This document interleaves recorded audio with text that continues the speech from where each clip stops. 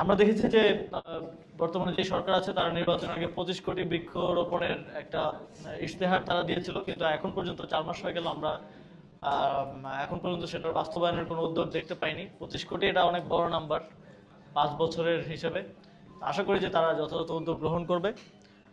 এবং আমরা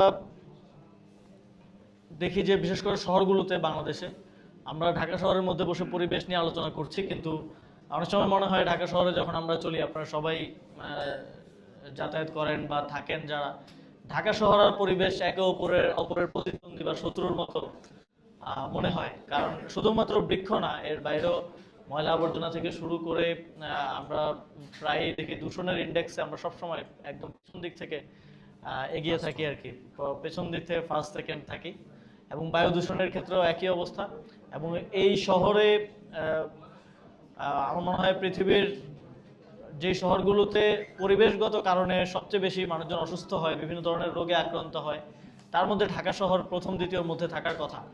এবং এটা যে যারা সরাসরি রোগে আক্রান্ত হচ্ছে বা হসপিটালাইজ হচ্ছে সেটা না, এর বাইরেও আপনি আমি আমাদের প্রতিদিন আসলে এই দূষিত বায়ু থেকে অক্সিজেন গ্রহণ থেকে শুরু করে এই শহরে চলাচলের কারণে আমাদের কিন্তু স্লোলি আমাদের শারীরিক এবং মানসিক বিভিন্ন ধরনের সমস্যা হচ্ছে, যেটা দীর্ঘমেয়াদে যেটার জন্য আমাদেরকে ভুক্তভোগী হতে হচ্ছে।